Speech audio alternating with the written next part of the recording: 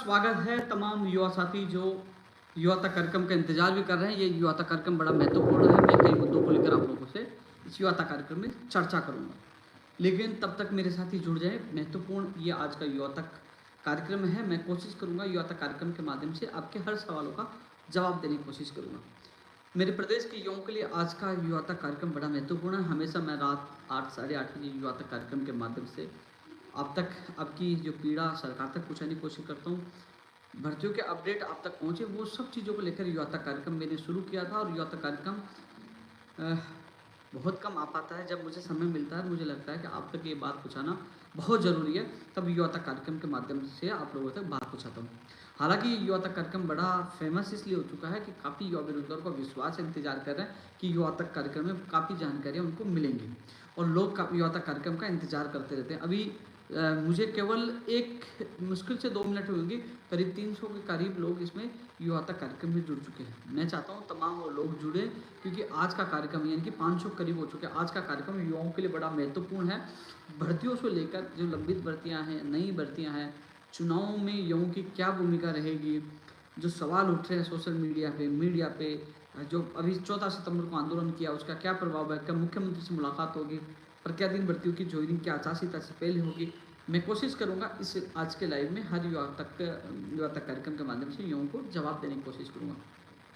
साथ ही युवा तक कार्यक्रम मेरा आ रहा है यूट्यूब पे और काफ़ी लोग इसको देखते हुए हैं। वैसे राजनेताओं से लेकर सभी राजनीति की पार्टी के लोग, तमाम लोगों की नज़र रहती है कि राजस्थान में उपेंद्र यादव से कितनी युवा जुड़े हुए हैं, क्या उनकी ताकत है, सब चीज़ें उनको पता है। लेकिन सबसे बड़ी बात है कि युवा तक कार्यक्रम के माध्यम से जो मैं आवाज़ उठाता हूँ वो सरकार तक भी जाती है, नेताओं तक भी जाती है, और युवाओं की पीड़ा उठाना मेरा कर्तव्य है। साथ साथ में जो कुछ हो रहा है उनकी अपडेट देना आप लोगों को। जो लोग इंतज़ार कर रहे हैं गांव में, ढाणी में, ज़िले में, जो इंतज़ार कर रहे हैं कि मेरी भर्ती का क्या हो रहा है, कब परिणाम होगा, कब ज्वाइनिंग होगी, कहीं आचार संहिता में नहीं अटक जाए और कहीं मेरा परिणाम का क्या होगा, उन सब तक मैसेज पूछे। उसके लिए मैं युवा तक कार्यक्रम में आता हूँ। लेकिन साथ ही युवा तक कार्यक्रम में बहुत मुद्दों को लेकर चर्चा करूँगा। आपका युवा तक कार्यक्रम बड़ा महत्वपूर्ण है। आज अवकाश का समय है, लेकिन मुझे 2:30 बजे एक प्रोग्राम में जाना है और शाम का प्रोग्राम है। लेकिन आज युवा तक कार्यक्रम में मुझे मेरे युवाओं से बहुत कुछ बताना है, बहुत कुछ शेयर करना है, क्योंकि युवा ही मेरी ताकत। जो मुझे पूछते हैं राजनीतिक लोगों के सामने जब डिबेट होती है तो मुझे पूछा जाता है कि आपकी पार्टी कौन सी है, तो मैं हमेशा कहता हूँ मेरी पार्टी मेरी युवा है, मेरी पार्टी मेरी युवा है और मेरे लिए सब कुछ युवा है। और अभी आपने देखा होगा 1-2 दिन पहले जब कल के अखबार में आई चुनावों को लेकर चर्चा हुई, कई लोगों ने सवाल किए, कई लोगों ने बात कही, तो मैंने भी कहा कि मेरा एक ही लक्ष्य है। जो 20-25 दिन बचे हैं उनमें मेरे 40 लाख युवा बेरोजगारों को भविष्य के लिए मुझे लड़ना है। मैं उसी के लिए आज भी उसी के लिए मैं प्रयास कर रहा हूँ।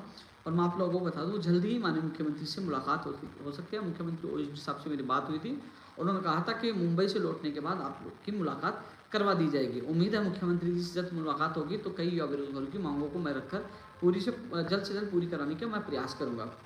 साथियों, मैं मुद्दों को लेकर जब शुरू करूँ, मैं चाहता हूँ ज़्यादा से ज़्यादा लोग जुड़ें, तब तक क्योंकि उन तक ज़्यादा से ज़्यादा लोगों तक ये युवा तक कार्यक्रम पहुँचना चाहिए। मेरा मैसेज प्रदेश के लाखों युवाओं तक पहुँचना चाहिए। मेरी जो तमाम लोग लाइव देख रहे हैं उन सबसे मैं कहना चाहूँगा, आपका फेसबुक पेज हो, चाहे यूट्यूब चैनल हो, चाहे आपके व्हाट्सएप ग्रुप हो, टेलीग्राम ग्रुप हो, सब जगह ये लिंक इसलिए डालिए कि आज आप लोगों तक मैसेज पहुंचाना है, मुझे महत्वपूर्ण मैसेज पहुंचाना है।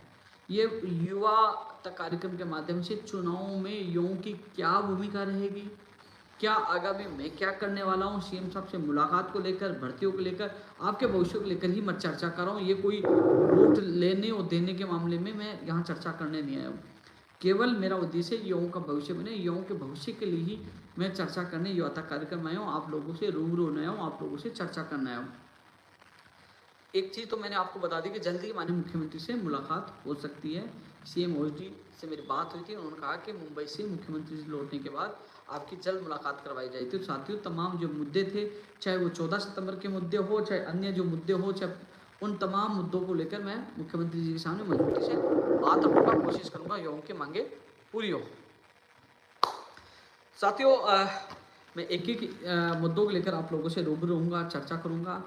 अभी करीब 4 मिनट 5 मिनट के करीब हो गए मैं लाइव हूँ और 11:19 लोग अभी 1152 लोग अभी लाइव देख रहे हैं। साथियों, मेरा एक आज का कार्यक्रम का उद्देश्य यही है कि ज़्यादा से ज़्यादा लोगों तक मैसेज जाए। तमाम भर्तियों को लेकर चर्चा करूंगा, लेकिन मैं तमाम युवाओं से, जो इस कार्यक्रम को, जो युवा देख रहे हैं इस कार्यक्रम के, जिन बच्चों के अभिभावक माता पिता कार्यक्रम देख रहे हैं, मैं आप लोगों को एक सवाल पूछना चाहता हूं, आप लोगों तक एक बात पूछाना चाहता हूं।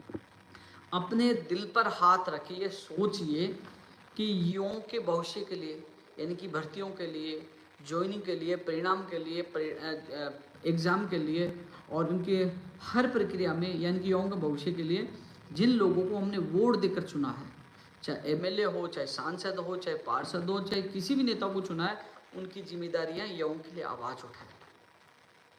उनको सरकार वेतन भी देती है, सरकार उनको भत्ता भी देती है, जबकि पिछले 11.5 साल से हर व्यक्ति, हर पीड़ा का सामना करते मैं लगातार 11 साल 7 महीने से आपकी आवाज़ उठा रहा हूँ।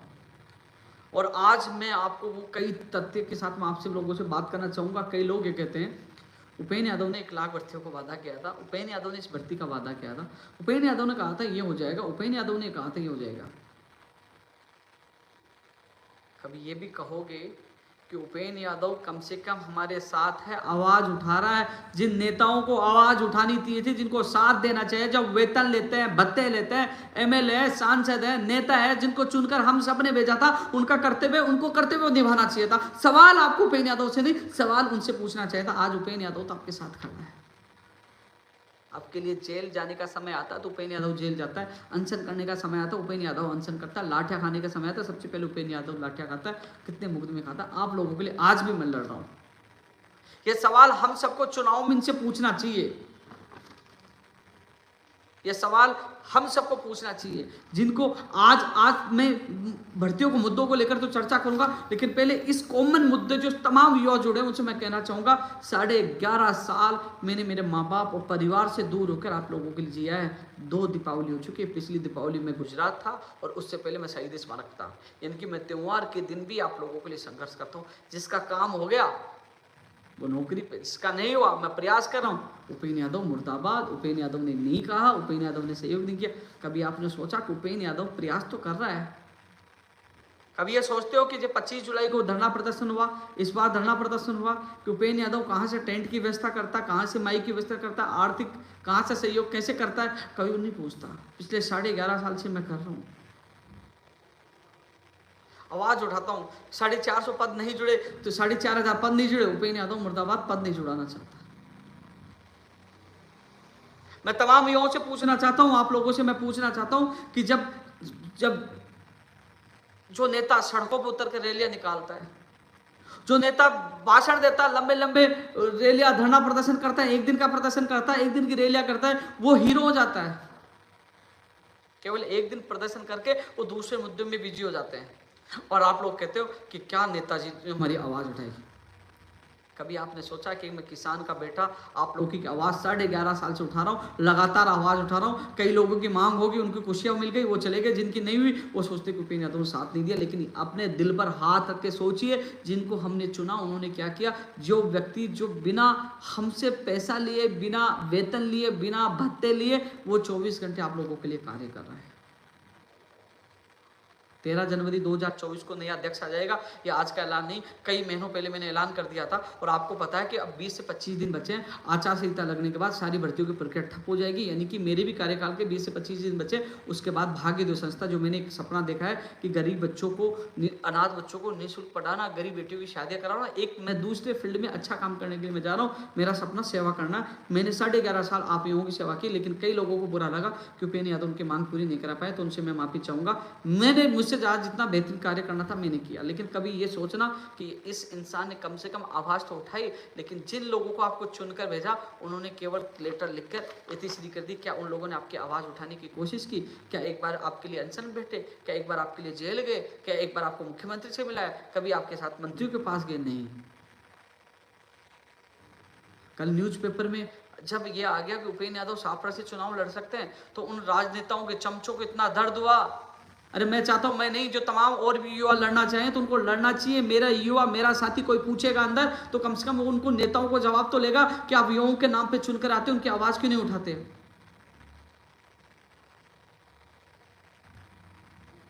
हमारा कोई भी साथी अंदर जाता है, कोई भी जाता है, कम से कम आपकी आवाज तो उठाने का काम करेगा। चोर उच्चकों बदमाशों को भेजो जिन पे कई मुकदमे दर्ज है, उनसे बेहतरीन यदि कोई युवा जाएगा, मैं मेरे लिए नहीं कह रहा, मैं तो और अन्य लोगों को कहता हूं, आगे आना चाहिए, उतरना चाहिए इस मैदान में।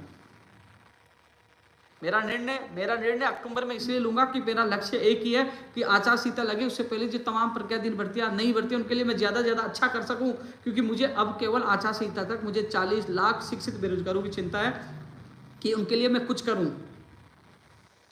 सब लोग को टिकट के जुगाड़ में लग रहा है, कोई विधानसभा में जा रहा है, कोई पैसे कमाने के जुगाड़ में लग रहा है।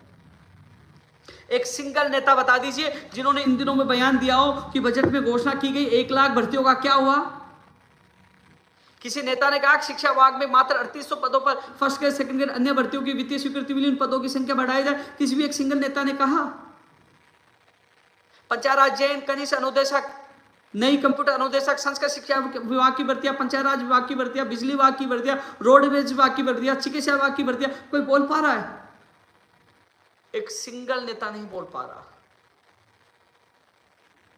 मेरे प्रदेश के लाखों युवा बेरोजगारों के माँ बाप के, उन बच्चों के सपने उन विभागों में, उन फाइलों में दबे हुए हैं कि कब वित्तीय स्वीकृति मिलेगी। कल भी मैं सचिवालय था, कल भी मैं चक्कर काट रहा था कि बिजली विभाग, रोडवेज विभाग, शिक्षा विभाग, इनकी भर्तियां जल्द आए।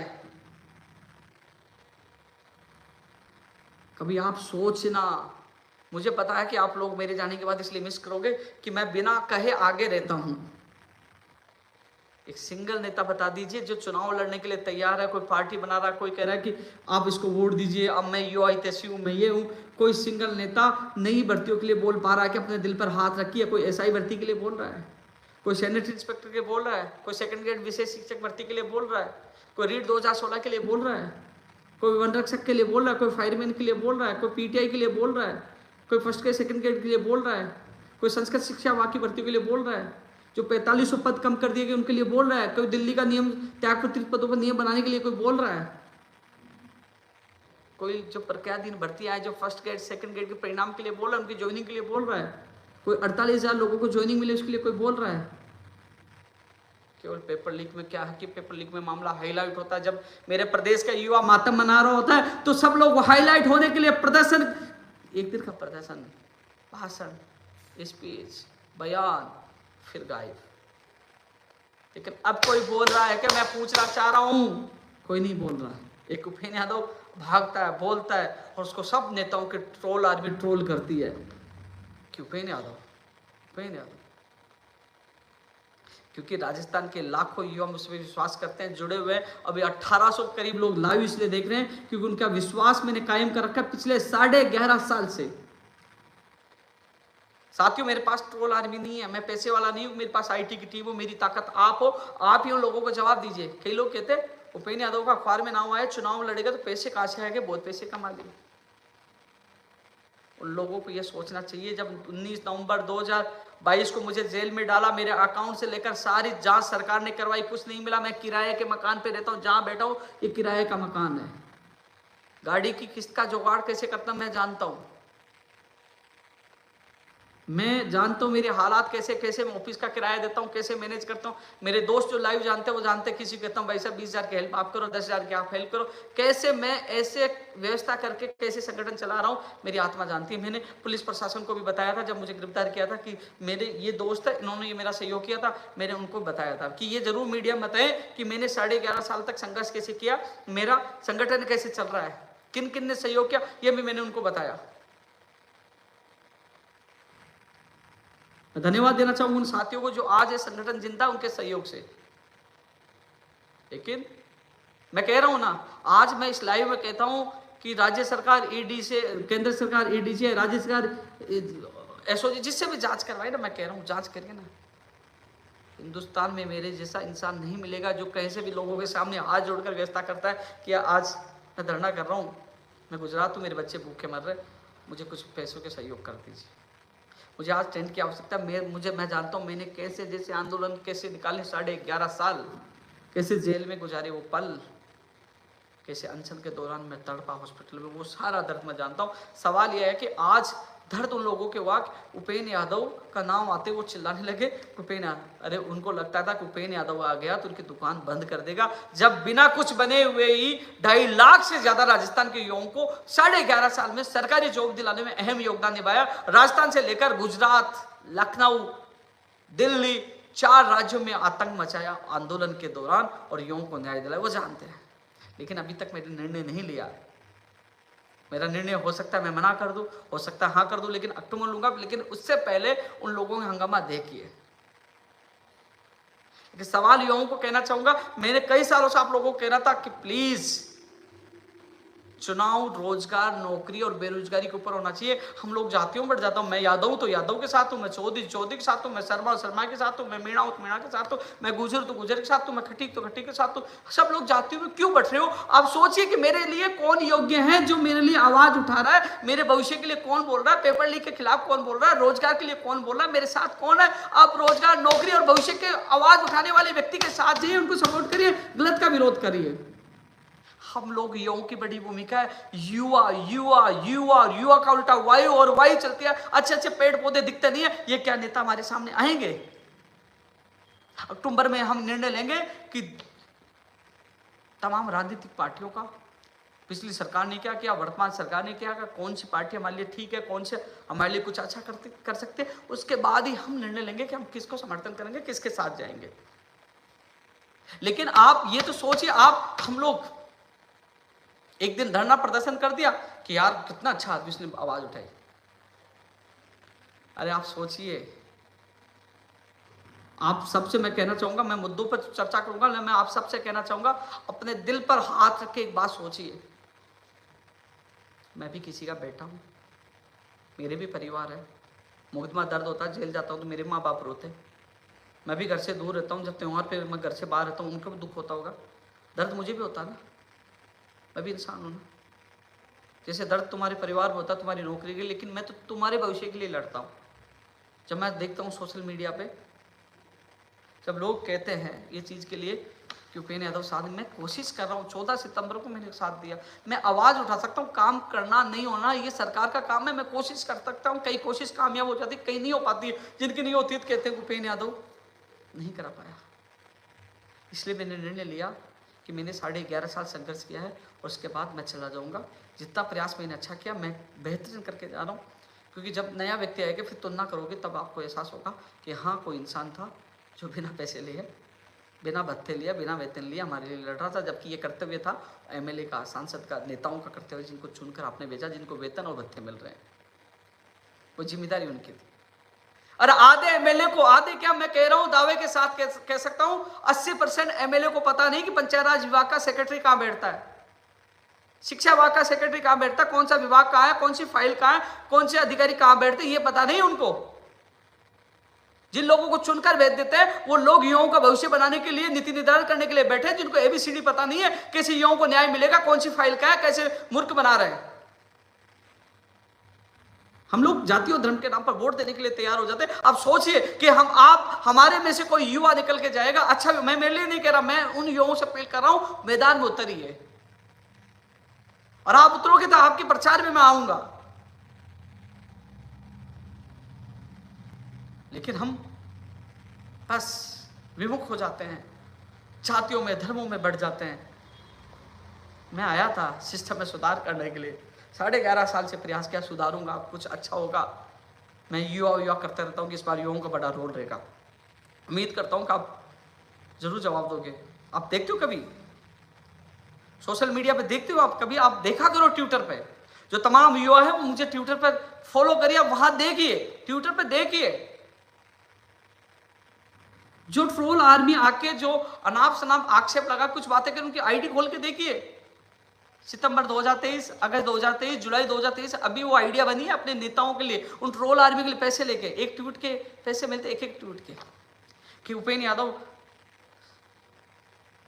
युवाओं के बीच में उनका क्रेज है, युवा उनको चाहते हैं, और उपेंद्र यादव कहीं हमारी गणित न बिगाड़ दे कि हम युवा हितैषी बनने का ढोंग कर रहे हैं, मकोटा पहने और मकोटों को दूर ना कर दे, इसलिए बोले कि उसको गिराइए, इस पर आरोप लगाए, वो बोले, बहुत कुछ बोल रहे, लेकिन डरता किसी के बाप से नहीं हूं। लड़ा हूं सीना ठोक के, लड़ूंगा अंतिम सांस तक, जब तक संगठन, डरता नहीं हूं, ना षड्यंत्र से डरूंगा ना ट्रोल आर्मी से डरूंगा, लड़ूंगा ऐसे ही। अब मुख्यमंत्री से मुलाकात करूंगा और मुख्यमंत्री से मुलाकात के बाद भी युवाओं को न्याय नहीं मिलता तो फिर हम आगे की रणनीति बनाएंगे, लेकिन चुनाव में बड़ी भूमिका युवाओं की होगी। अब मैं जवाब युवाओं से ये कहना चाहूंगा, तमाम युवाओं को ये कहना चाहूंगा, साथियों एकजुट होने का समय आ गया है। मेरी ताकत आप ही हो। मैं उन लोगों को जिनकी पहचान नहीं है, जो नेताओं के चमचे हैं और जो लोग उनके कहने पर ट्रोल करने की कोशिश करते हैं, उनको जवाब आप दोगे। मैं काम करके जवाब दूंगा, वैसे जवाब दोगे। और सबसे बड़ी बात है, आप लोगों ने वैसे भी जवाब दे रखा है। आज 7वां नंबर ट्विटर पे है, 9,54,000 लोग कह रहे इतने फॉलोअर कैसे हैं। राजस्थान में 7वां नंबर कैसे है? क्योंकि राजस्थान के युवा चाहते हैं उनके माता पिताओं का आशीर्वाद। लड़ रहा हूँ, अब लाइव हूँ भी तो 2,000 के करीब लाइव देख रहे हैं। किसी एमएलए और किसी मंत्री को भी इतना नहीं देख रहे। क्यों देख रहे हैं? विश्वास है, प्यार है। तो साथियों ये चीज मैं इसलिए कहने आया हूँ कि मैं बेहतरीन कोशिश कर रहा हूँ। आप बता लीजिए, जिस मुद्दे को कोई एमएलए, कोई सांसद या कोई नेता उठाए, एक दिन उठाता है, हम लोग कहते हैं जिंदाबाद, बोल दीजिए, अच्छी बात है, धन्यवाद देना भी चाहिए, अपना कोई मुद्दा उठाए। लेकिन 11.5 साल से मैं मुद्दा उठा रहा हूँ, वो एक दिन मुद्दा उठा के चले जाते। लेकिन मैं लगातार, आप सचिवालय में, मैं आज कह रहा हूँ, किसी व्यक्ति को कह रहा हूं सचिवालय में, आप लोग आरटीआई लगाइए कि पिछले 10 साल में सबसे ज्यादा सचिवालय में कौन आया, पता लग जाएगा कि सबसे ज्यादा उपेंद्र यादव आया सचिवालय में। युवाओं के भविष्य के आधे एमएलए को तो कमरा पता नहीं कौन सा कहां बैठता है। तो साथियों, इस युवा तक कार्यक्रम के माध्यम से केवल मैं आप लोगों तक ये बात पहुंचाने की कोशिश कर रहा था कि वो नेता आवाज उठाते हैं, आप कहते हो अच्छी बात है, धन्यवाद देते, लेकिन पिछले कई दिनों से, कई सालों से मैं आवाज़ उठा रहा हूँ। आवाज़ जब तक मैं संगठन में यूँ विमुख होकर मुखर होकर आवाज़ उठाऊंगा। लेकिन ये कई क्या कहते हैं कि मैं मंत्री नहीं, न मुख्यमंत्री हूँ, न एमएलए हूँ, एक सामान्य किसान का बेटा हूँ, लेकिन फिर भी आपकी आवाज़ बुलंद करने का काम करता हूँ। अब कोई भी नहीं है, कोई भी एक एमएलए, कोई भी मंत्री, कोई भी सांसद, कोई भी नेता ये नहीं कह रहा कि ये आचार संहिता लगने वाली है, इन भर्तियों को जल्द से जल्द पूरा कर दो। कई भर्तियों का नियम संशोधन है, वो नियम संशोधन कर दो। एक उदाहरण वो देना चाहूंगा, सुन लीजिए इसको। जो लोग कहते थे कि कर्मचारी चयन बोर्ड का अध्यक्ष तो वैसे बनने वाला था, ये तो केवल प्रदर्शन करके कह रहे थे कि मैंने बनवाया। अरे 8 जुलाई को कर्मचारी चयन बोर्ड अध्यक्ष ने इस्तीफा दे दिया था, 8 जुलाई को, और 17 अगस्त को, यानी कि 1 महीने 9 दिन के करीब हो गए थे। 1 महीने 9 दिन के करीब बाद अध्यक्ष रात 17 अगस्त को देर रात अध्यक्ष बनाया गया। और वो एक 2 दिन, आप सोचिए, लेवल 2 के अभ्यर्थी चिंतित है कि हमारा आचार संहिता में भर्ती अटक जाएगी। आप सोचिए कि यदि मैं प्रयास नहीं करता, 5-7 दिन और लेट हो जाता तो क्या होता, 10 दिन लेट हो जाता तो क्या होता। लेवल 1 के जो BCHS होता है, जो वन रक्षक, ये जो तमाम भर्तियां जिनके परिणाम अब जारी हो रहे हैं, आप सोचिए 1 महीने 9 दिन तक लेट हो गया। यदि मैं उपवास और अनशन नहीं करता और 10-15 दिन तक सरकार और नहीं ध्यान देती तो यह भर्ती आचार संहिता में नहीं अटकती। आप सोचिए, जब अध्यक्ष नहीं था तो उपेंद्र यादव वहां उपवास अनशन पे, तबियत खराब हो गई, ड्रिप लगाता बैठा रहा, परिणाम के लिए, ज्वाइनिंग के लिए।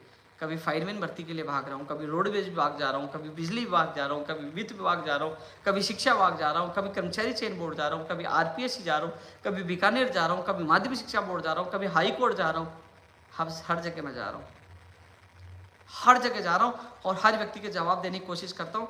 लेकिन मुझे मैसेज कहते हैं कई लोग, आप सुनते नहीं हो, आप ध्यान कम देते हो, हमारी भर्ती की संख्या कम है।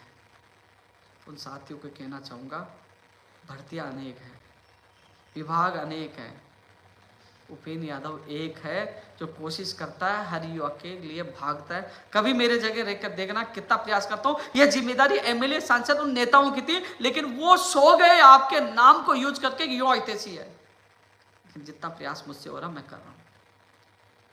कोई ट्रोल करता है, कोई क्या कहता है, कोई गाली देता है, हर बात सुनकर मैं भागता हूँ, क्योंकि मैं किसान का बेटा हूँ। मैं गरीब आम आदमी के बेटा और बेटियों का दर्द समझता हूँ, इसलिए मैं भागता हूँ, हर बात सहन करके भागता हूँ। पेपर लीक माफिया वो अलग पीछे पड़े हैं, क्योंकि उम्र कैद का कानून के लिए जब मैंने प्रयास किया वो सफल हुआ, और आप लोगों के भविष्य के लिए हुआ।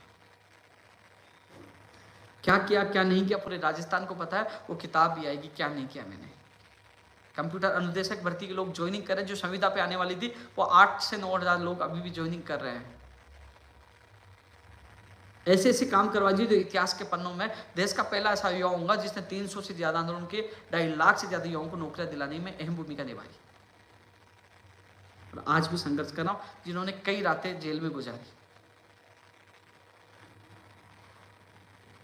और मैं आप सबकी आवाज़ आज भी उठा रहा हूँ और हमेशा जहाँ भी रहूँगा मैं आवाज़ उठाता रहूँगा, यानी कि मैं कुछ ना कुछ अच्छा करता रहूँगा। मेरा लक्ष्य यही है कि लोगों की ज़्यादा से ज़्यादा सेवा करना। मैंने जन्म लिया केवल सेवा करने के लिए। वो आने वाला समय बताएगा। यदि भागीरथी संस्था में रहूँगा तो भी आपको एहसास हो जाएगा जो व्यक्ति कहता था वो आज भी कर रहा है। लेकिन सवाल है कि जो युवा हितैषी है वो क्यों चुप है आपकी भर्तियों के लिए? कोई रीट पात्रता के लिए बोल रहा है? प्रोबेशन काल में पूर्ण वेतन दो, इसकी आवाज उठ रही है। यह आवाज भी मैं सरकार तक पहुंचाऊंगा, मुख्यमंत्री जी तक पहुंचाऊंगा, लेकिन कोई बोल रहा है? पशु परिचय भर्ती के लिए कोई बोल रहा है? अध्यापक भर्ती के परिणाम के लिए कोई नहीं बोल रहा। अलग अलग कमेंट आ रहे हैं, कोई नहीं बोल रहा। फर्स्ट ग्रेड वाले कह रहे हैं कि हमारी भर्ती अटक जाएगी। सेकंड लेवल वाले कह रहे हैं जो 4500 पद कम कर दिए थे लेवल 2 में, कोई बोल रहा है? कोई नहीं बोल रहा। पशुधन सहायक के लिए भी कोई नहीं बोल रहा। मेरी याद जब मैं जाऊंगा तब उसके बाद जरूर सोचोगे कि वो इंसान था जो टकरा जाता था, लाठी खा लेता था, जेल चला जाता था, पूरे दिन भर चिल्लाता था वहाँ शहीद स्मारक आकर, और शाम को टेंट के पैसे और वो जब माइक के पैसे कहाँ से मैनेज करके देखी जाता था। ये नहीं कहता था किसी बेरोजगार को कि हाँ मेरे पास पैसे नहीं है, पैसे दे दीजिए, टेंट के दे दीजिए, उसके दे दीजिए, मैं आपके लिए लड़ रहा हूँ, आपकी भर्ती के लिए लड़ रहा हूँ। कहाँ से मैनेज करता था? मैंने कभी नहीं कहा, लेकिन आज मैं एक चीज़ और बता रहा हूँ। कई बार परिस्थितियाँ मेरी ऐसी रही है कि मेरी जेब में 200 रुपये भी रहे कि आज मेरे पास 200 रुपये, कल क्या होगा। लेकिन मेरा रहने का अंदाज है, चेहरे पे मुस्कान है, रहने का अंदाज है कि मैं तो करोड़पति हूँ, रहता ऐसे हूँ, रहता राजा जैसे हूँ, क्योंकि मैं मस्त रहता हूँ कि लाखों युवाओं के माता पिताओं का आशीर्वाद है और युवाओं का साथ है। मस्त रहता हूँ, यानी कि गम में भी खुश रहता हूँ, मस्त रहता हूँ, बिंदास रहता हूँ। जो होगा होके रहेगा। और ऐसा ही आप सबको रहना चाहिए। दुख में भी मस्त रहो, साला दुख परेशान होकर चला जाएगा। जो होना था हो गया।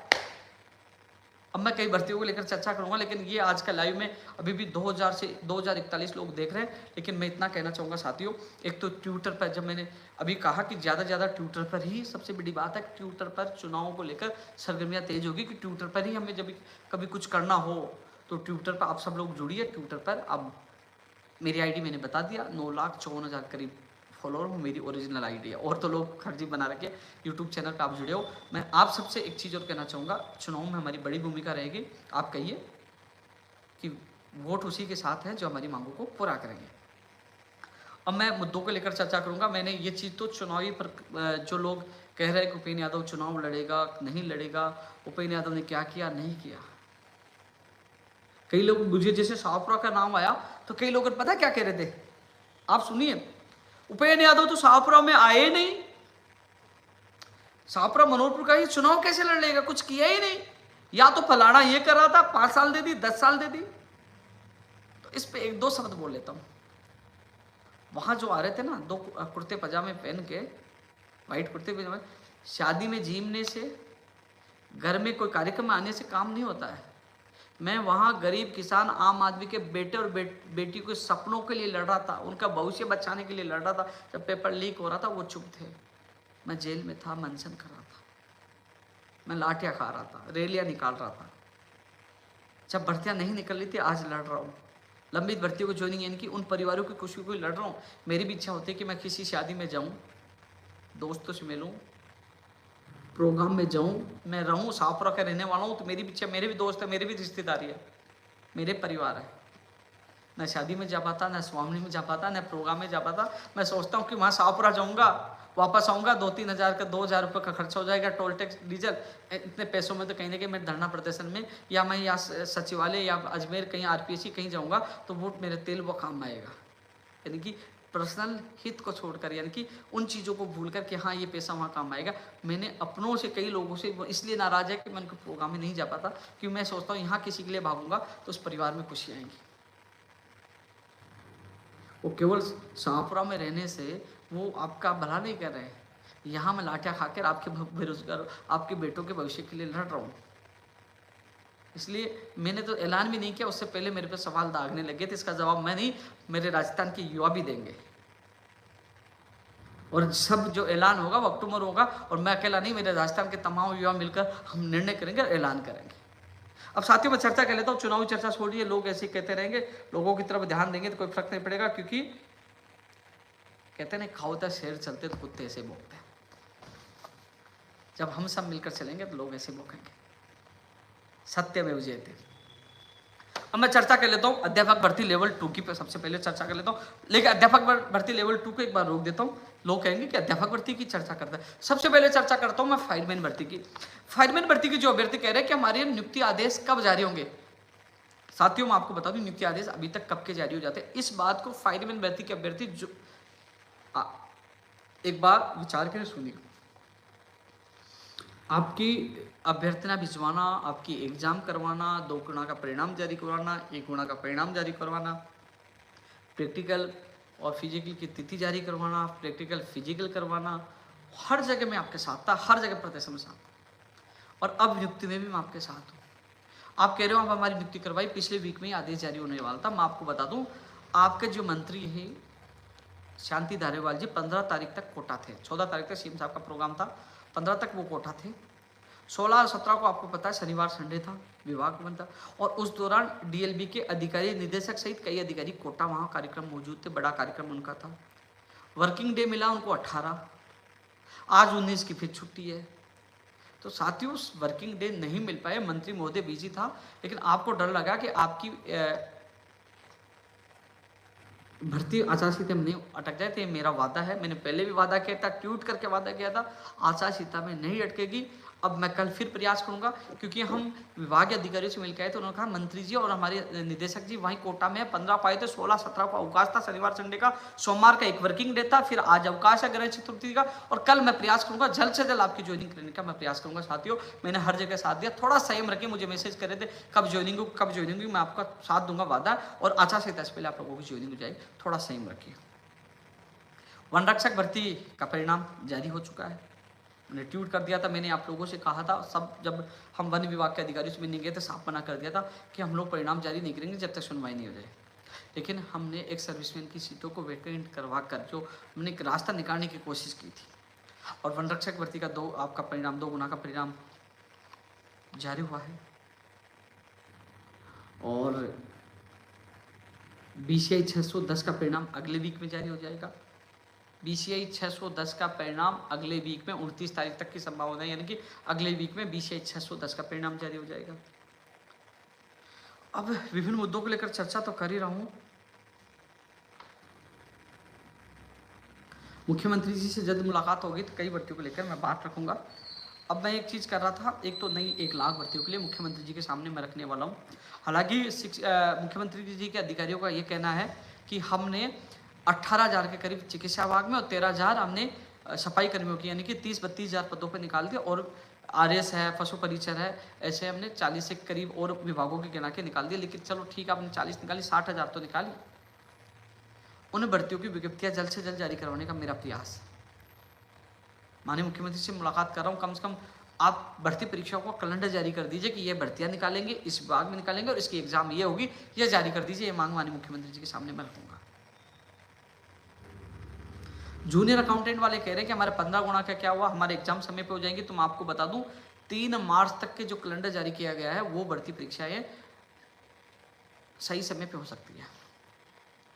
एक चीज और बता दूं, 15 सितंबर को, इस वीडियो को ध्यान से सुनना, 15 सितंबर को कर्मचारी चयन बोर्ड अध्यक्ष आलोक राज जी से मेरी मुलाकात हुई थी। मेरे साथ डेलीगेशन में कुछ सदस्य भी थे, करीब 25 से 30 मिनट हमारी मुलाकात हुई थी। जो लोग कहते हैं कि नया अध्यक्ष आ गया, किसी से नहीं मिलता, बात नहीं होती, मैं आपको पुनः बता दूं, आलोक राज जी से 15 तारीख को 20 से 25 मिनट मेरी बात हुई थी। और उस दिन मैंने कहा था, मैंने फोटो बाहर की डाली थी, लेकिन मैंने ये नहीं कहा कि मैंने मुलाकात हुई, क्योंकि मुझे काम से मतलब है। मैं मुलाकात करके आया था, और वो भी 1-2 मिनट नहीं, 20 से 25 मिनट तमाम मेरे साथ डेलीगेशन के अभ्यर्थी साथ थे। उसमें जो ये कहा गया था कि अंग्रेजी का उस दिन जारी हो गया था, और अन्य मुद्दों को लेकर चर्चा हुई थी। और भर्ती परीक्षाओं के लिए जो जूनियर अकाउंटेंट के लिए मैंने कहा तो उन्होंने यही कहा कि जूनियर अकाउंटेंट में 1 लाख के करीब 75,000 तो हो गए, और बोले कि और उठाएंगे तो 1 लाख के करीब पास हो जाएंगे। मैंने कहा साहब इनकी 15 गुना के लिए लोग कह रहे हैं सूची कब जारी करेंगे। बोले पहले हम जो हमारी जो प्रज्ञाधीन भर्ती है, जो अध्यापक भर्ती है, BCI 10 है, जो इन 610 है, इनको निपटाएंगे। यानी कि अक्टूबर तक की संभावना ही उनकी बताई गई थी। अब सवाल मैं एक एक चीज का, संस्कृत शिक्षा विभाग में अध्यापक भर्ती इस वीक में कैबिनेट में जाने के बाद शिक्षा निदेशक, संस्कृत शिक्षा के निदेशक मोदी जी ने कहा था अगले वीक तक हम अध्यापक भर्ती के नियम संशोधन की फाइल कैबिनेट में भेज देंगे। कंप्यूटर अनुदेशक भर्ती की संस्कृत शिक्षा विभाग की नियम जो हिंदी रूपांतरण जो होना था वो चल रही थी, शायद एक आधा दिन में वो काम हो जाएगा, उसकी अधिसूचना जारी हो जाएगी। इसके अलावा बिजली विभाग की भर्तियों की वित्तीय स्वीकृति की जो प्रस्ताव था वो 11 तारीख को चला गया था। अब उस प्रस्ताव को अनुमति मिले, इस संबंध में कल जो आलोक जी से मेरी बात हुई, उन्होंने कहा कि मैं खुद सचिवालय जाकर जल्द से जल्द वित्तीय स्वीकृति मिले मैं प्रयास करूंगा। मैं हर भर्ती हर विभाग के पीछे मैं कोशिश मेरी जारी है, काम सरकार को करना है, आप भी प्रयास करो, मैं प्रयास कर रहा हूँ, लेकिन मैं हर बेरोजगार के दुख को समझता हूँ, चाहे वो बिजली विभाग का हो, चाहे रोडवेज विभाग का। कल मैंने आलोक जी से जब बात की वो, क्योंकि इन भर्तियों के समन्वयक हुआ है, उन्होंने कहा कि हमने 11 तारीख को भेज दिया था और वो खुद सचिवालय जा रहे हैं, जल्द से जल्द वित्तीय स्वीकृति बिजली विभाग की भर्तियों को मिले। क्योंकि हम चाहते हैं कि जल्द से जल्द, क्योंकि इनकी भर्ती प्रक्रिया तेज गति से इसलिए हो जाती है कि ये ऑनलाइन IBPS से करवाते हैं और अन्य कई संस्थाओं से करवाते हैं, तो कहीं इसमें समय नहीं लगेगा, तो इसलिए कह रहे हैं कि जल्द से जल्द वित्तीय स्वीकृति मिले। इसके लिए मैं प्रयास कर रहा हूँ और मैं बहुत जल्द एक बार मैं मंत्री जी से मिलने की कोशिश करूंगा, फिर अधिकारियों से मिलूंगा, जिससे बिजली विभाग की भर्ती को वित्तीय स्वीकृति मिले। मुझसे जितना प्रयास होगा मैं करूंगा। कल एक जना लिख रहा था उपेन्द्र यादव झूठ बोल रहा है, बिजली विभाग के लिए कुछ नहीं करा। अरे कम से कम मैं कुछ तो कर रहा हूँ, प्रयास किया तभी तो वो 11 तारीख को वापस वित्तीय स्वीकृति के लिए फाइल गई। अब प्रयास करूंगा तभी आएंगे, कोई नहीं आएगा। आप मुझे कितना भी भला बुरा कहिए, साथ में ही रहूंगा जब तक इस संगठन में हूँ। फिर चला जाऊंगा तब एहसास होगा कि लोग हवा में फेंकेंगे, उनको पता भी नहीं होगा। जो मैं लाइव में बोलता हूँ उसका वीडियो आप काट कर फिर अधिकारियों के पास जाएगा। उपेन्द्र यादव ने कहा था 11 तक चला गया था, उपेन्द्र यादव ने कहा था, सच का भी पता लग जाएगा। उपेन्द्र यादव सच नहीं बोलता, क्योंकि मेरा लाइव कई अधिकारी भी देखते हैं। जब मैं यहाँ झूठ बोलूँगा उनके सामने जाने की हिम्मत नहीं रखूँगा जी, मैं यहाँ फेंकूँगा। तो मेरे से जितना प्रयास हो रहा है मैं कर रहा हूँ। कल मेरी बात हुई थी, उनका वित्त विभाग में वो खुद जाएंगे सचिवालय और वो प्रयास करेंगे। मैं भी प्रयास करूँगा जल्द से जल्द बिजली विभाग और रोडवेज विभाग की भर्तियों को वित्तीय स्वीकृति मिले, जिससे नई भर्ती आए। शिक्षा विभाग की भर्तियों के लिए प्रयास किया, लेकिन 3800 पदों पर ही वो वित्तीय स्वीकृति मिली, और जिसका लेटर बीकानेर निदेशालय जा चुका है। निदेशक मोदी जी से मैं निवेदन किया, जो 3800 पद, हालांकि पदों की संख्या बढ़ाने की हम मांग कर रहे हैं कि पदों की संख्या फर्स्ट ग्रेड सेकंड ग्रेड इनमें पदों की संख्या बढ़ाई जाए। हालांकि आपने बताया 2000 फर्स्ट ग्रेड, सेकंड ग्रेड 1500 और 300 लाइब्रेरी सेकंड ग्रेड और थर्ड ग्रेड के हैं। वो RPSU का अभ्यर्थना भिजवाने की बात करें, वहीं कर्मचारी RPSU को जाएगी और थर्ड ग्रेड लाइब्रेरियन की यहाँ कर्मचारी चयन बोर्ड जाएगी। बोले कि संस्थाओं को भिजवाने की कोशिश कर, लेकिन मुझे नहीं लगता कि उनके विज्ञप्ति जिस प्रकार अब कर्मचारी चयन बोर्ड नई भर्तियों की विज्ञप्तियां जारी नहीं करा। लेकिन मैं मुख्यमंत्री से मुलाकात करके जो कनिष्ठ अनुदेशक हो, चाहे पंचायत राज जैन भर्ती हो, चाहे आपके लाइब्रेरियन हो, चाहे पशु परिचर हो, चाहे टेक्स्ट असिस्टेंट हो, इनकी विज्ञप्तियां जारी करने का मैं प्रयास करूंगा। फर्स्ट के सेकंड ग्रेड के लिए प्रयास करूंगा, लेकिन पदों की संख्या बढ़ाई जाए, जिसके लिए मैं प्रयासरत हूँ। नई कंप्यूटर अनुदेशक भर्ती के लिए लगातार हम प्रयास कर रहे हैं, लेकिन जो कई अभ्यर्थी शिथिलता की मांग इसलिए उठाने लग गए कि सरकार ने, वो कह रहे हैं कि हमारे साथ सरकार ने धोखा किया था, शिथिलता देने का नियम था। कुछ लोगों ने सोशल मीडिया पे वो कॉपी डाली थी, कॉपी को मैंने सेव किया और मैं जल्द ही DOP के अधिकारियों से मिलकर, यदि वो नियम ऐसा है तो हम दोबारा इस चीज़ को उठाएंगे और मुख्यमंत्री तक बात पहुँचाएंगे। मुख्यमंत्री जी, हमारे साथ धोखा अधिकारियों ने किया कि ये नियमों में ऐसा है, लेकिन पहले उन नियमों को लेकर मैं DOP के अधिकारियों से मुलाकात करूंगा कि वास्तव में ऐसा हो सकता है, तो फिर मैं पूरी मजबूती से शिथिलता वालों के अभ्यर्थियों को पुनः साथ दूंगा। क्योंकि फिर तो उनके साथ ही नहीं, मेरे साथ भी धोखा हुआ है, क्योंकि उन्होंने कहा नियम नहीं है, लेकिन पहले उन नियमों को वेरीफाई करना होगा। वहीं कंप्यूटर अनुदेशक भर्ती की जो मांग कर रहे हैं, वो उसकी भी मांग हमने लगातार उठाई है और आगे भी उठाते रहेंगे।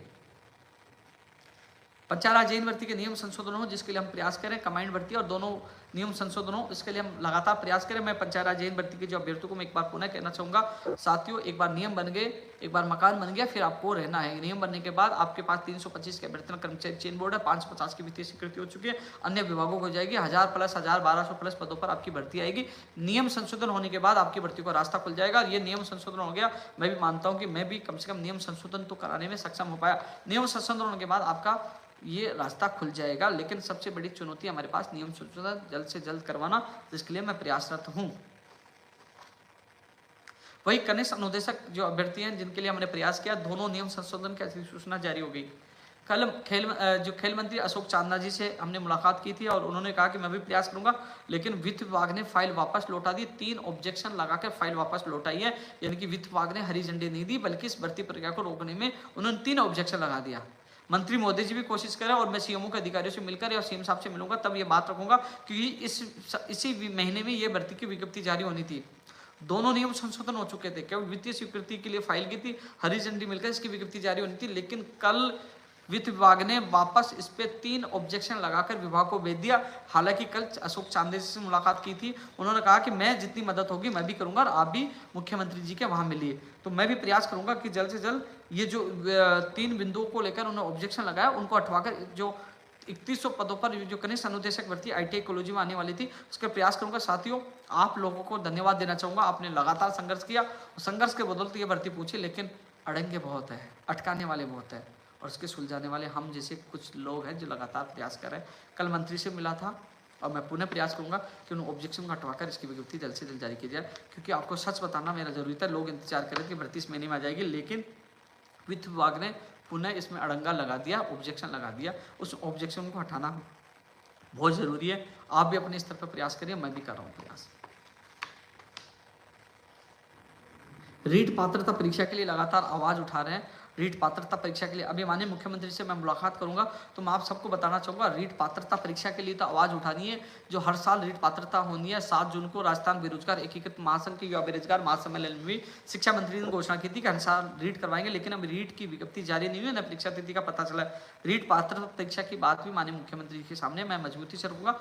साथ में ही जो 4500 पद कम कर दिए गए, वो मांग मैंने हमें मजबूती से उठाई है और एक बार फिर मुख्यमंत्री जी के सामने रखूंगा। लेकिन एक चीज पर मैं ज्यादा जोर दूंगा, 4500 पदों वाली तो मैं मांग रखूंगा, लेकिन एक चीज पर इसलिए ज्यादा जोर दूंगा कि यदि दिल्ली वाला नियम लागू हो जाता है कि जो छोड़कर चले जाते हैं, मध्य प्रदेश में भी नियम बता रहे हैं कि ज्वाइनिंग के बाद वो छोड़कर चले जाते हैं, कहीं साल भर का नियम है, कहीं 3 महीने का नियम बता रहे हैं, छोड़कर चले जाते हैं, उनके त्याग पत्रित पदों पर एक और सूची निकालने का नियम है। यदि राजस्थान में ऐसा नियम लागू किया जाता तो बहुत सारे युवाओं को बहुत ज्यादा फायदा होगा। ये मांग भी मैं माननीय मुख्यमंत्री जी के सामने उठाऊंगा और 4500 पदों को जोड़ने की मांग भी मैं मुख्यमंत्री जी के सामने उठाऊंगा। यदि मुख्यमंत्री जी मुझे कहते हैं कि और व्यक्तियों को साथ लेके आओ, तो एक अभ्यर्थी को मैं साथ ले जाने की कोशिश करूंगा। मेरे से जितना प्रयास होगा, मैं पीड़ा समझता हूँ।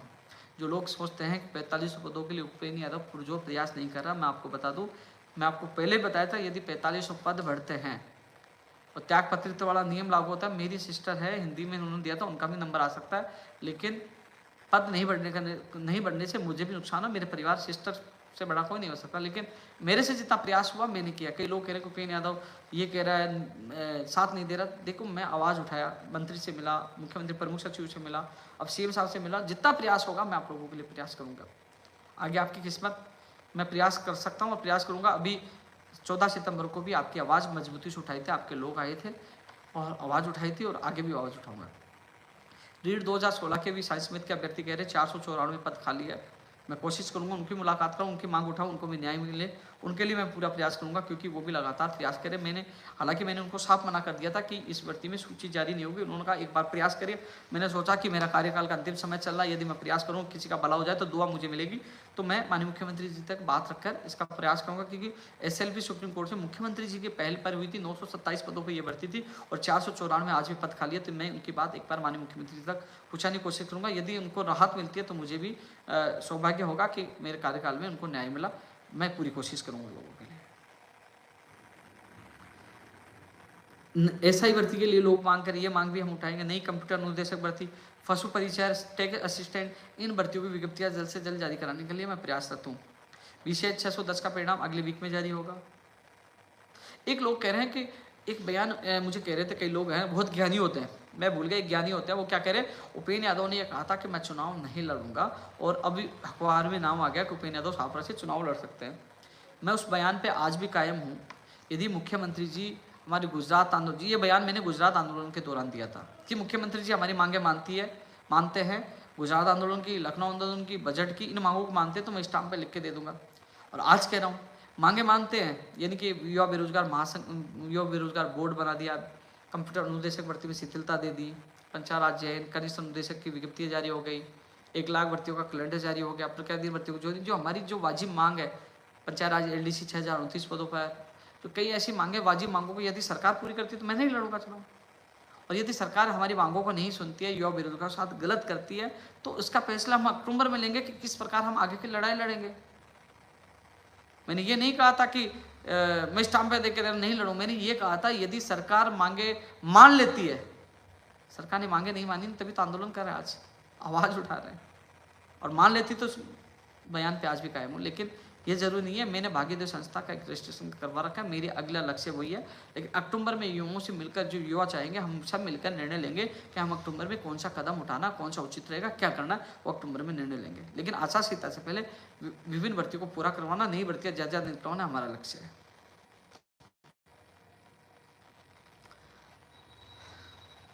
PTI भर्ती की एको सूची आज इस वीक में जारी हो जाएगी। PTI भर्ती की ओनली काउंसलिंग में जिनके दस्तावेज जांचों की सर्टिफिकेट उनकी जांच चल रही है, जिसमें पात्र पाए जाएंगे उनकी सूची इस वीक में जारी हो जाएगी।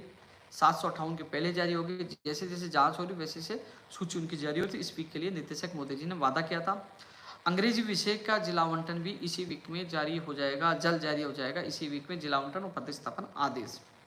अब मैं अध्यापक भर्ती लेवल 2 की मैं बात करना चाहूँगा। कल मैं कुछ हमारी तलाकशुदा महिला, विडो महिला वहाँ कर्मचारी चयन बोर्ड थी, वो लगातार 3-4 दिन से डटी हुई थी। उनसे मिलने मैं कर्मचारी चयन बोर्ड करीब 3-3:30 बजे पहुंचा, और जब मेरी मुलाकात हुई सचिव साहब से, क्योंकि अध्यक्ष साहब से मैं 15 तारीख को मिल चुका था, रोज़ रोज़ मुलाकात करना अच्छा नहीं लगता, लेकिन मैं सचिव से मिला क्योंकि सचिव साहब ने कहा था कि इनकी जो असमंजस की स्थिति है मैं दूर करूंगा, इनका डेटा जो बताना है मैं बताऊंगा, क्योंकि पारदर्शिता के साथ सारी चीज़ें स्थिति स्पष्ट होनी चाहिए। तो सचिव से समय लिया हुआ था, सचिव साहब से मुलाकात की। सचिव साहब ने कहा कि उर्दू का और वन रक्षक का परिणाम आज आ जाएगा। उन्होंने कहा कि कल और या परसों तक साइंस मैथ का परिणाम जारी हो जाएगा। लेकिन शाम को जब मुझे भी नहीं पता था कि कल की गणेश चतुर्थी की अवकाश है, जब मैं सचिवालय गया मुझे लोगों ने कहा कि कल का अवकाश है, तो मैंने 7 बजे के करीब सचिव मोदी जी को मैंने फ़ोन किया कि सर आप तो कह रहे हो तो कल परिणाम आए, कल छुट्टी है। तो उन्होंने कहा कि कल नहीं आएगा।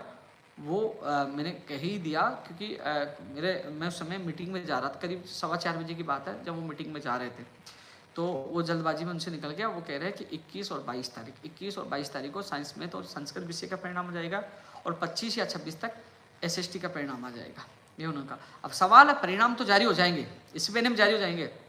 कई पता कई लोग क्या कर रहे थे, उपेन्द्र यादव ने कहा था 20 तक जारी हो जाएंगे, उपेन्द्र यादव ने कहा 20 तक जारी हो जाएंगे। अरे भाई, जो अधिकारी कहे वही तो मैं आप लोगों को बताता हूँ। सचिव ने मुझे कहा जो मैंने आप लोगों को बताया, लेकिन शाम को मैंने जैसे मेरी बात हुई मैंने ट्वीट किया और डाला कि 21, 22 और 24, 25, 26 बताया।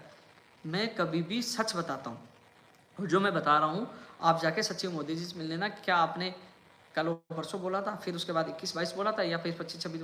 मैं झूठ नहीं बोलता, क्योंकि मुझे पता है मेरा वीडियो बनता है और बहुत से लोग उस वीडियो को कटिंग करके दिखाते कि साहब आपने बोला था क्या। इसलिए मैं झूठ नहीं बोलूँगा, मैं कोई भी ऐसी चीज़ गलत नहीं बोलूँगा जो मेरे खिलाफ जाए या मेरे स्वाभिमान के खिलाफ जाए, मेरे अस्तित्व के खिलाफ जाए। इसलिए जो बोल रहा हूँ मैं सोच समझ के बोलता हूँ, सत्य बोलता हूँ। तो सचिव मोदी जी ने जो कहा मैंने आप लोगों को बताया, सत्य मैं आपको बताना जरूर था, नहीं तो आप आज का इंतजार करते, कल का इंतजार करते, परसों का इंतजार करते।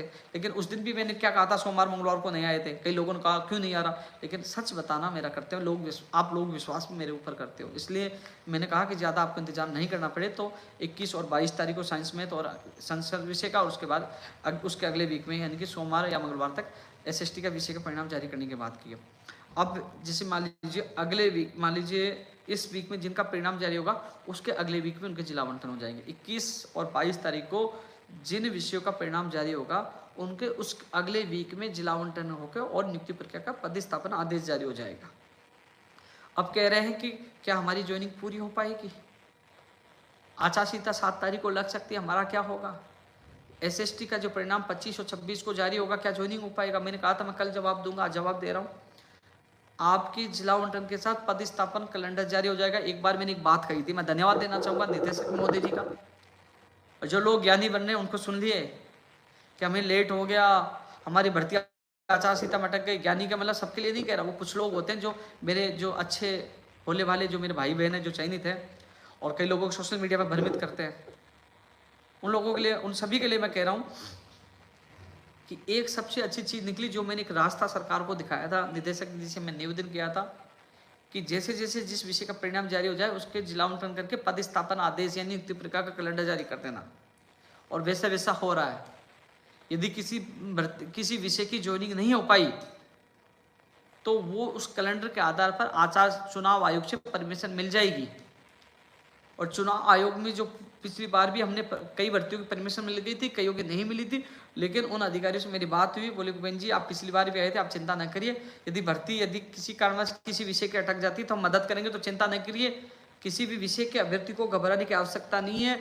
कोशिश रहेगी आचार संहिता से पहले अधिक से अधिक विषय वालों को ज्वाइनिंग मिले, और जिस विषय की ज्वाइनिंग नहीं हो पाती है, जिसका पदस्थापन आदेश का कैलेंडर तो पहले जारी हो जाएगा जिला आवंटन होकर, लेकिन उसकी भी परमिशन हो जाएगी।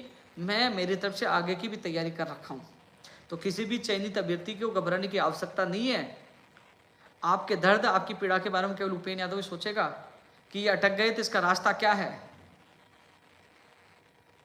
मैं ही सोचता हूँ, कोई नहीं सोचेगा, वो तो कॉपी पेस्ट करेंगे। भाई और बहनों, भर्ती नहीं अटकेगी, आज आ रहा है, कल आ रहा है, ये अध्यक्ष बन गया, वो बन गया, फिर उसको डिलीट करेंगे, फिर कहेंगे तकनीकी प्रॉब्लम, फिर ये कहेंगे। सच कहता हूँ। और एक चीज़ और बता दूँ, ये आप लोगों की चिंता ना हो, कई लोग चिंताग्रस्त हैं, उनके माँ बाप भी, युवा भी, कि मेरी भर्ती आचार संहिता में अटक जाएगी। तो इसलिए कैलेंडर जारी करवाना, मैं धन्यवाद देना चाहूँगा, हमारी बात को निदेशक महोदय जी ने माना। सभी विषयों का इंतजार करते तो लेट हो जाता, लेकिन जिस जिसका हो रहा काम होता जा रहा है।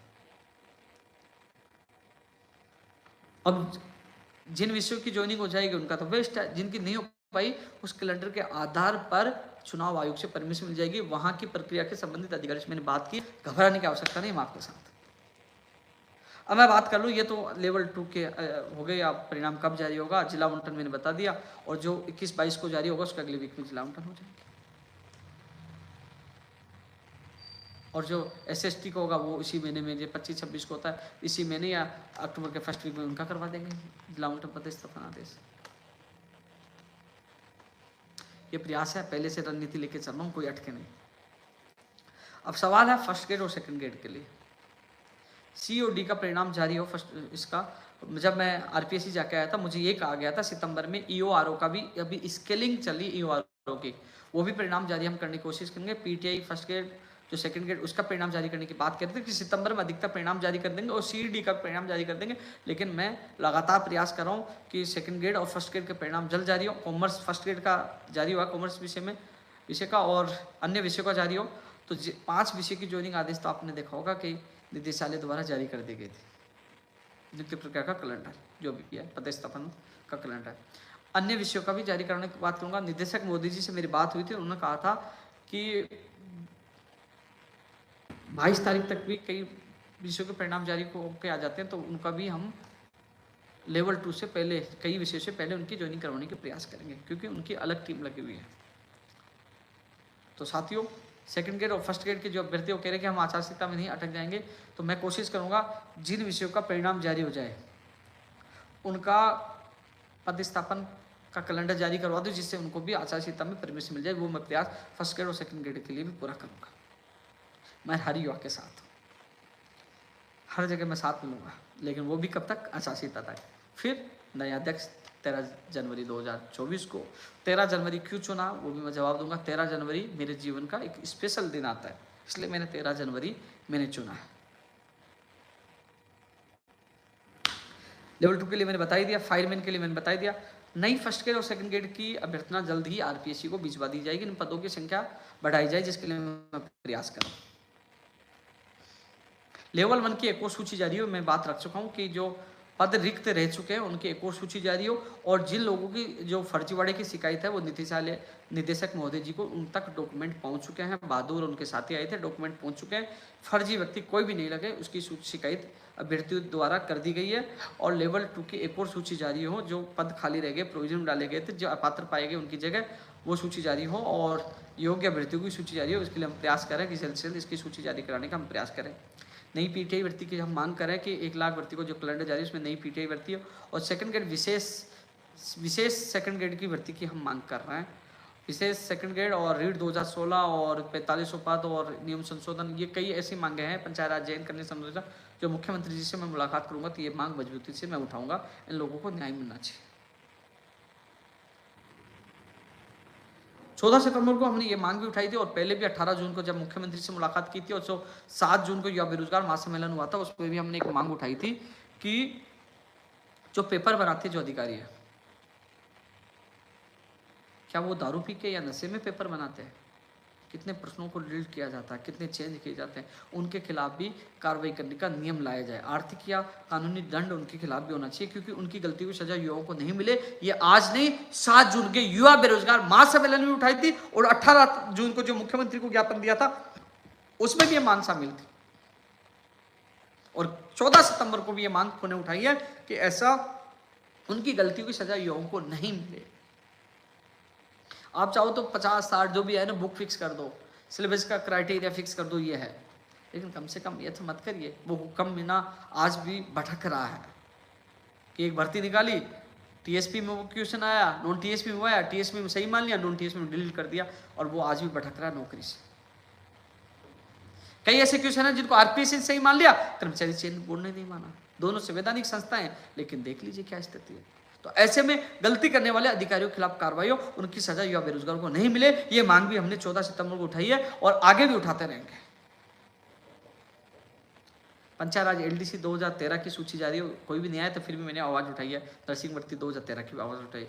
मैं जितना प्रयास, जहां मौका मिलता मैं आवाज उठाता हूँ। नर्सिंग भर्ती 2013 की 9 साल बाद 4000 पदों पर ज्वाइनिंग दिलाई है, 6039 पदों पर इनकी और पद खाली है। ये भी मैं मांग आज भी उठा रहा हूँ, कल भी उठा रहा था, हमेशा उठाता रहूंगा, जहां तक मेरे से सहयोग है मैं सहयोग करता रहूंगा।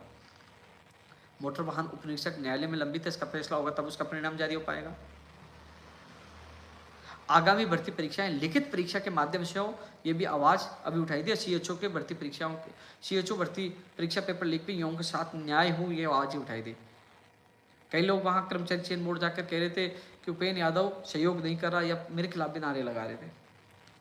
जब मैंने सारे पेपर लीक के सबूत दे दी, मैं खुद देख के आया, मुझे उन लड़की ने दिया, तो मैं मेरा स्टैंड चेंज नहीं कर सकता। आप अपना प्रयास कर रहे हो, करिए, मैं कौन से आपके खिलाफ बोलने आ रहा हूँ। लेकिन आप चाहते हो कि मैं दबाव में आके मेरा स्टैंड चेंज कर दूँ, मैं नहीं कर सकता, क्योंकि मैं मेरे हाथों से वो सारे सबूत देख के आया था। मैं नहीं स्टैंड चेंज नहीं कर सकता। मैं गर्दन कटवा सकता हूँ, लेकिन मेरा स्टैंड चेंज नहीं करूँगा, क्योंकि सबूत मैं देख कर आया था। क्योंकि कम से कम उन पेपर लीक माफियों के खिलाफ तो कार्रवाई हो कि पेपर लीक किसने किया, कौन कौन शामिल थे, कम से कम उनको जेल में तो डालना चाहिए, उनको सजा तो मिलनी चाहिए। ये तो सरकार को करना चाहिए। ये मांग मैं हमेशा बुलंद करता रहूँगा, लेकिन मैं मेरा स्टैंड चेंज नहीं करूँगा।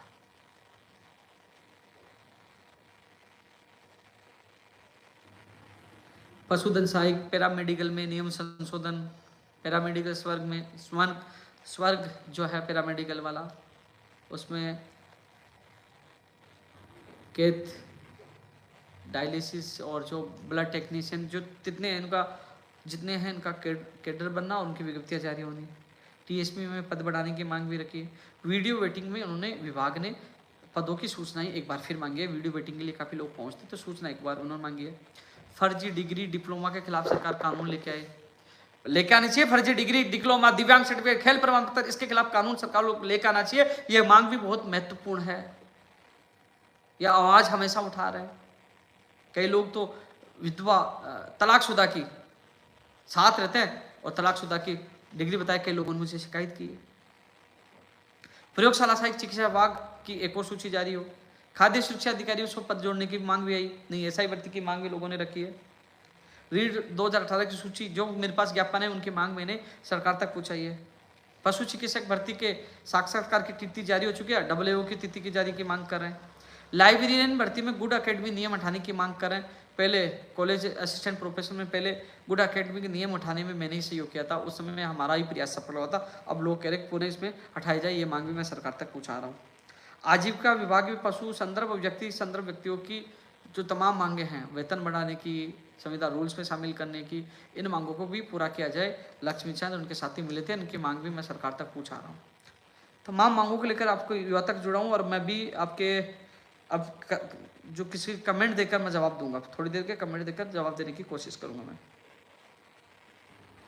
तो भूल तो नहीं किया, नहीं कहेंगे भाई हमारे नहीं बोला।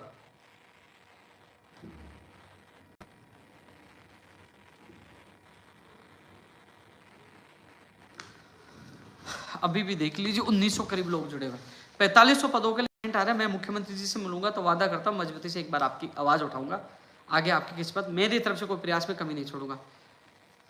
लाइब्रेरी सेकंड ग्रेड और थर्ड ग्रेड के लिए मैं प्रयास कर रहा हूँ दोस्त। सेकंड ग्रेड का फाइनल परिणाम और फर्स्ट ग्रेड का परिणाम जारी हो, मैं इस पर पूरा ध्यान दूंगा, जल्द परिणाम जारी हो, क्योंकि आपको भी डर लग रहा है आचार संहिता का, तो मैं फर्स्ट ग्रेड और सेकंड ग्रेड के लिए पूरा ध्यान दूंगा, पीटीआई फर्स्ट ग्रेड और सेकंड ग्रेड के लिए पूरा ध्यान दूंगा। सीईटी के 15 गुना के लिए कह रहे हैं कि पहले ये पूरा परिणाम जो निपटा दे, उसके बाद ही कर्मचारी चयन बोर्ड निर्णय लेगा उनको लेकर, यानी कि अक्टूबर में संभावना है। राजस्थान पुलिस का फिजिकल कब होगा मैं पता करके बताऊंगा। लोग सितंबर इसी महीने में प्रस्तावित बता रहे थे, लेकिन मैं पता करके बताऊंगा कब होगा। 4500 पद काटे गए, उसके लिए मैं बोल चुका हूँ। जूनियर अकाउंट के 40% के लिए उन्होंने पहले ही ठुकरा दी थी मांग को। हाँ, रीट पात्रता की विज्ञप्ति जल्द से जल्द जारी करवाने का मैं प्रयास करूंगा। साथ ही प्रोविजन का रिजल्ट कब आएगा, एक और सूची जारी करने का आश्वासन हमें मिला था, उम्मीद करता हूँ जल्द उसकी भी सूची जारी होगी। लेवल 1 की, हिंदी लेवल 2 का भी प्रोविजन जल्द जारी होगा। टेक्निकल हेल्पर जो बिजली विभाग ने जो भर्तियों की संख्या भेजी है, मैं चाहता हूँ टेक्निकल हेल्पर जो तमाम बिजली विभाग के तमाम पदों की वित्तीय स्वीकृति जल्द मिले, मैं प्रयास कर रहा हूँ उसके लिए भी। 1 घंटा करीब हो चुका है मैं लाइव आते हुए। CHO रिजल्ट का भी राजेश भाई का मैसेज आया। राजेश भाई, मैंने भी बोला कि मैं नहीं बोल सकता, क्योंकि मेरा स्टैंड मैं चेंज नहीं कर सकता। मैं समझता हूँ कई लोग ऐसे भी हैं कि ये भर्ती कई दिनों बाद आई थी, आपका अच्छा परिणाम, अच्छा आपकी एग्जाम हुई है, आप इंतजार करें। कई अभ्यर्थी मुझे ये भी कहते हैं या तो रिजल्ट निकाल दी या भर्ती रद्द कर दीजिए, कुछ तो करिए। ये लोग भी मुझे बोलते रहते हैं। कई अभ्यर्थी, मैं जानता हूँ आपकी पीड़ा समझता हूँ, आपका अच्छा पेपर हुआ था, लेकिन आप मेरी जगह रहते हैं तो आप ही वही निर्णय करते, क्योंकि मैं मेरे स्टैंड चेंज नहीं कर सकता। 4500 पदों की बात मैं रुक चुका हूँ। संस्कृत शिक्षा विभाग के लिए मैं प्रयास कर रहा हूँ। तो साथियों, युवा तक कार्यक्रम में एक आप सबका स्वागत है। इतना मैं सब लोगों को कहना चाहूँगा कि इस समय केवल राजस्थान में पहला व्यक्ति होऊंगा जो नई भर्तियों से लेकर लंबित भर्तियों को पूरी कराने के लिए मैं प्रयास कर रहा हूँ। और नेताओं के ट्रोल आर्मी, नेताओं के चमचे मेरे पीछे इसलिए पड़े हैं कि राजस्थान के युवा लाखों मेरे साथ है। उनको चुनाव में डर है कि कहीं उन लोगों की पोल राजस्थान के युवा ना खोल दे।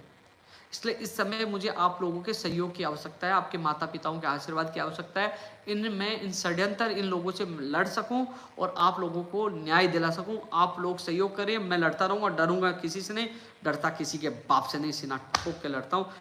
आप लोगों का साथ यही बना रहा तो हर संकट से, हर षड्यंत्र से निकल जाऊंगा। लोगों ने मुझे जेल में डाला, फंसाया, हर जगह निकल गया, लेकिन मैं फंस नहीं पाया, क्योंकि सत्य में जयते, सत्य कभी हारता नहीं। तो साथियों, आप सबके लिए मैं प्रयास कर रहा हूं। आप लोग सोशल मीडिया पे हर जगह सपोर्ट करिए। नई LDC भर्ती के लिए भी मैं प्रयास कर रहा हूं। स्टेनोग्राफर के भी कल अभ्यर्थी मिले थे कि स्टेनोग्राफर की अभ्यर्थना कर्मचारी चयन बोर्ड नहीं पूछी, तो LDC, नई LDC, stenographer, Rajasthan police, SI, first grade, second grade, पशु परिचय, पशुधन सहायक, अलग जो तमाम विभागों में जो नई भर्तियों के लिए मैं प्रयासरत हूँ, और आप लोगों को न्याय मिले। नई कंप्यूटर अनुदेशक भर्ती, कनिष्ठ अनुदेशक, जय, तमाम भर्तियों के लिए मैं आप लोगों के लिए लड़ रहा हूँ, क्योंकि 1 लाख भर्तियों के लिए लगातार इसलिए मैं कह रहा हूँ कैलेंडर जारी करो, कैलेंडर जारी, क्योंकि तभी सब लोगों को पता लग जाएगा कौन सी विभाग में कौन सी भर्ती आई है।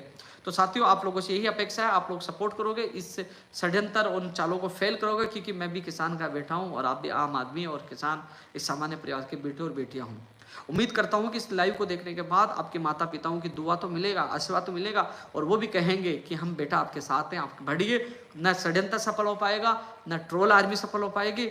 सफल होगा तो उन लाखों युवाओं के माता पिताओं का आशीर्वाद और इन युवाओं का सहयोग, उनका प्यार, उनका सम्मान इस षड्यंत्र को रोकेगा, और हम लोग मिलकर कामयाब होंगे, लड़ेंगे और जीतेंगे। और अक्टूबर में हम सब लोग निर्णय लेंगे। यदि सरकार पॉजिटिव रहती है, हमारी मांगे पूरी करते हैं, तो हम सरकार के साथ है, नहीं करती है तो हमें जो फैसला लेना है मिलजुल कर लेंगे। लेकिन इस बार चुनाव महत्वपूर्ण होंगे। सभी युवाओं से कहना चाहूँगा कि बस यही है कि मैं कम से कम आप लोगों के लिए प्रयास कर रहा हूँ। जो प्रयास उन नेताओं को, MLA को, सांसद को, पार्षद को, जिला प्रमुख को, जो जिनको हमने चुना है, जिनको वेतन भत्ते मिल रहे, जिनको, उनको प्रयास करना चाहिए था। आप सवाल जब आपसे वोट मांगने आए, उनसे ये सवाल जरूर करना कि जब मेरा बेटा तड़प रहा था, पेपर लीक हो रहा था, सड़कों पे सो रहा था, काली दिवाली बना रहा था, भर्ती के परिणाम का इंतजार कर रहा था, ज्वाइनिंग का इंतजार कर रहा था, दस्तावेज सत्यापन का इंतजार कर रहा था, विज्ञप्ति का इंतजार कर रहा था, तो आपके मुंह से आवाज़ क्यों नहीं निकली?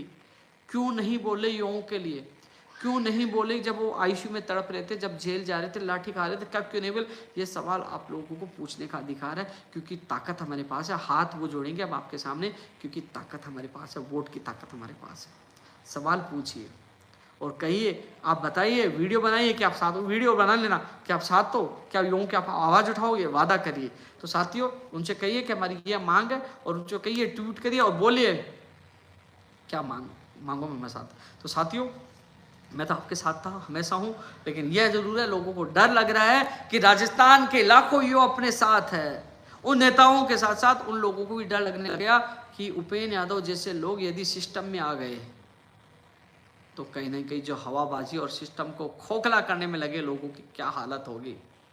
जब बिना पावर के ही, ये बिना पावर के, बिना दम के ही, पावर और दम का मतलब कोई एमएलए कोई सिस्टम में नहीं होना, मंत्री हो, उसके बावजूद भी मैं लगातार आवाज़ बुलंद करता रहता हूँ, युवाओं को न्याय दिलाता हूँ। सिस्टम में आ गया तो क्या होगा, हमारा क्या होगा, वो अपनी कुर्सी के सोच रहे हैं।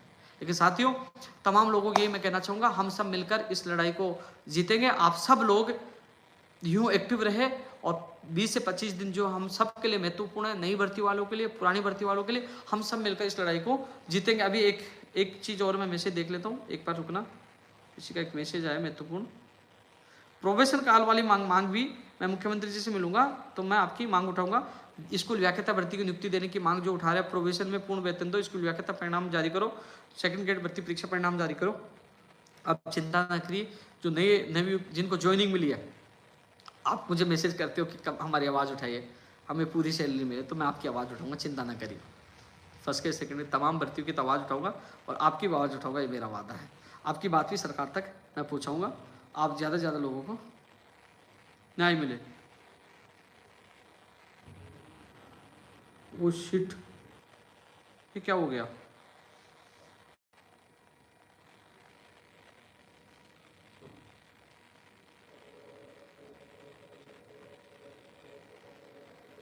हद है यार। साथियों, अभी आप लोग 1500 लोग लाइव जोड़ रहे हो। एक चीज़ मैं दिल से बात कह रहा हूँ, प्लीज़ इसे भर्तियों को बोलिए, एक बात सुनिए प्लीज़, 2 मिनट के लिए एक बात सुनना मेरी, आपसे हाथ जोड़ के एक बात कह रहा हूँ। मानवता रखिए, जिंदगी का कोई भरोसा नहीं, कब कोई इस दुनिया से चला जाए, कोई भरोसा नहीं। आज मैं हूँ, कल नहीं हूँ। जो आपका बुरा करे उसका भी अच्छा करिए, किसी को गलत मत बोलिए, हंस के रहिए, लोगों को भला सोचिए। ये बात क्यों कह रहा हूँ, ये कमेंट ना करिए प्लीज़, ये सीरियस मामला है, मैं कुछ कहना चाह रहा हूँ, प्लीज़ प्लीज़ प्लीज़ मेरी बात सुनिए, मैं क्या कह रहा हूँ। ये देखिए, ये देखिए, मैं, प्लीज़ आप भर्तियों का कमेंट न करिए। ये मनोज माथुर जी हैं, आप देखिए, ये मनोज माथुर जी हैं, इस दुनिया में नहीं रहे। मैंने अभी ट्विटर पे देखा, ये मनोज माथुर जी हैं, ये मनोज माथुर जी है, ये जी न्यूज़ चैनल में थे, जी न्यूज़ चैनल में थे, ये मनोज माथुर जी है, इस दुनिया में नहीं रहे। जब मैं लखनऊ था, लखनऊ से लौटा तो कहा कि यार तू बहुत कमाल का आदमी, तू आगे बढ़, मैं तेरा भाई हूँ। हर जगह सपोर्ट किया, मुझे विश्वास नहीं रहा, मैंने ये देखी, ये समझते बहुत अच्छे थे, हंसमुख मिजाज के थे, युवाओं की आवाज़ बुलंद करते थे। जब कहते तू मुझे एक पट्टी बना के भेज दे, कोई खबर भेज दे, मैं युवाओं की आवाज़ उठाऊंगा। मैं भी मोबाइल हाथ में लुआ, मैंने देखा, विश्वास नहीं हो पा रहा। जी राजस्थान के संपादक रहे हैं, जी राजस्थान के सीनियर रिपोर्टर हैं, संपादक रहे हैं, ये मैंने अभी देखा कि इस दुनिया में नहीं रहे, स्वस्थ थे, सही थे, क्या हुआ। मैं यही कहूँगा, कभी भी भाईचारा मत बिगाड़िए, और मैं इसी पे जी रहा हूँ। पता है, जब मैं BSTC कर रहा था 2009-11 में, तब मैं उस समय भी लोगों की सेवा करता था, कि हाँ मैं लोगों की हेल्प करता था।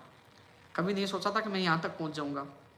मैं ये कहता था नहीं, इस दुनिया में रहे न रहे, लेकिन मैं चाहता हूँ मेरी वजह से कई परिवारों में खुशी है, कई चेहरों पर मुस्कान आए। और आज भी उसी सिद्धांत पे जी रहा हूँ कि मेरी वजह से कई परिवारों में खुशी आए। और जो मैं भागीदार संस्था क्यों बना रहा हूँ, कि जिन माँ बाप को कोई लोग निकाल देते हैं, उन माँ बाप की सेवा करूँ, उन बच्चों की जो अनाथ है, जो पढ़ने में असक्षम है, उनको पढ़ाऊँ, और जिन बेटियों की शादी नहीं हो पाई उनकी शादियाँ करूँ, मैं उन परिवारों में खुशियाँ लेकर, ये मेरा सपना है।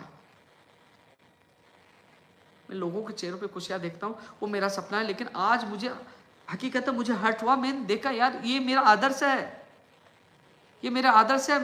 मैंने अभी देखा क्या कोई भरोसा नहीं कि जिंदगी का भाईचारा बनाए रखो, प्यार से रहिए, किसी नेताओं के चक्कर में एक दूसरे से व्यवहार खराब न करिए। चुनाव आ गया उसको गाली देंगे, ट्रोल आदमी मत बनिए यार, कोई भरोसा नहीं है। मुझे ये देखा, मुझे अब मैं खुद अफसोस हूं कि ऐसा इंसान जो केवल जब भी मिलता था हौसला देता था, नहीं संघर्ष अच्छा कर रहा है तो बहुत आगे जाएगा, बहुत अच्छा कर रहा है, युवाओं के लिए लड़ रहा है। ये बीमार भी नहीं थे, स्वस्थ थे, सही थे, मुझे अफसोस नहीं हो रहा। ये मैं बार बार इनकी बात क्यों कर रहा हूं? इनकी बात इसलिए कर रहा हूं, महान व्यक्ति की बात की जाती है, मैं इनको आदर्श मानता हूं, सैल्यूट करता हूं। ऐसे व्यक्ति थे जो हमें हौसला देते थे, और अभी मैंने देखा अचानक नहीं रहे।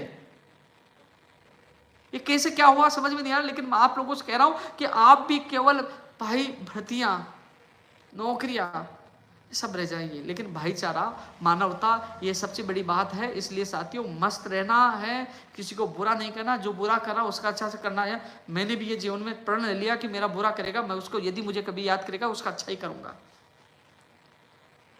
साथियों मैं लाइव अब इसलिए खत्म कर रहा हूं, मैं बिल्कुल इस चीज से मैं भी बहुत ज्यादा मुझे बुरा लगा। ये आदमी मुझे, ये इंसान मुझे बहुत आगे हौसला देता था। ये कहता था, मैं गुजरात में लखनऊ था, गुजरात था, वहां से भी सपोर्ट कर रहे थे, और मैंने देखा, मुझे अफसोस हो रहा है ऐसा हुआ। भगवान इनके आत्मा को श्री चरणों में स्थान दे और ऐसा किसी के साथ ना करे। साथियों इस लाइव को मैं यहीं खत्म करता हूं। धन्यवाद।